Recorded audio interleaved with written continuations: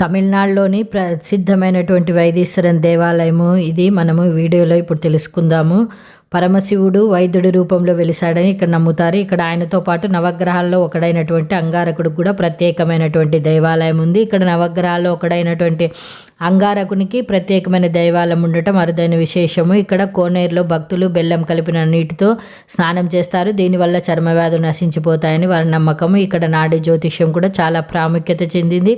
బొటనవేలు గుర్తులను చూసి భూత భవిష్యత్ వర్తమాన కాలాల గురించి ఇక్కడ వారు మనకు చెప్తారు. అంగారకుడికి ఒకసారి పురాణ వచనం ప్రకారం అంగారకుడికి కుష్టి వ్యాధి వచ్చిందని, ఆ భయంకరమైన వ్యాధి నుంచి నివారణ కొరకు ఇక్కడ శివుని గురించి ఘోర తపస్సు చేశాడు. శివుడు అంగారకుడు భక్తికి మెచ్చి కోరుకోమంటే కుష్ఠరోగం నుంచి విముక్తి కావాలని ప్రార్థన. దీంతో శివుడు వైద్యుడిగా మారి అంగారకుడికి వచ్చిన కుష్టి వ్యాధిని చికిత్స చేశాడని నమ్ముతారు. ఇక్కడ అందుకే శివుని వైదీశ్వరన్ అనే పేరుతో పిలుస్తారు. ఇక్కడ కుమారస్వామి 6 ముఖాలతో కాకుండా ఒక ముఖంతో దర్శనమిస్తాడు. అట్లే అంగారకుడికి ఇష్టమైనటువంటి పదార్థం బెల్లం కాబట్టి ఇది వివిధ చర్మ రోగాల నుంచి కూడా విముక్తి. ఆ బెల్లము ఆ కోనేటిలో కలుపుతారు. ఆ కోనేటిలో కలిపినటువంటి నీళ్ళతో స్నానం చేస్తే భక్తుల యొక్క చర్మ వ్యాధులు తగ్గుతాయని ఇక్కడ ప్రగాఢమైనటువంటి నమ్మకము.